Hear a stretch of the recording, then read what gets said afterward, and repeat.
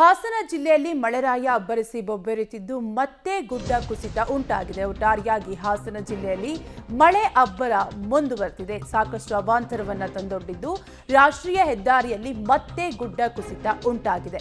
ಸಕಲೇಶಪುರ ತಾಲೂಕಿನ ಹೆಗ್ಗದ್ದೆ ದೋಣಿಗಲ್ ಬಳಿ ಈ ಘಟನೆ ನಡೆದಿದೆ.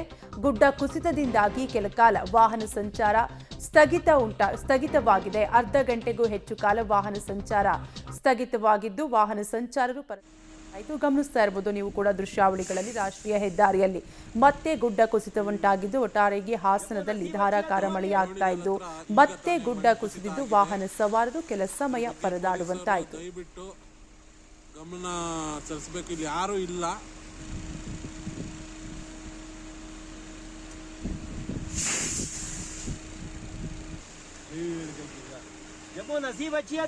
ದೋಣಿಗಲ್ ಹತ್ರ ಈಗ ತಾನೇ ಮಣ್ಣು ಕುಸಿತ ಆಗಿದೆ. ಇದ್ರ ಬಗ್ಗೆ ಪೊಲೀಸರು ದಯವಿಟ್ಟು ಗಮನ ಸರಿಸಬೇಕು, ಇಲ್ಲಿ ಯಾರು ಇಲ್ಲ.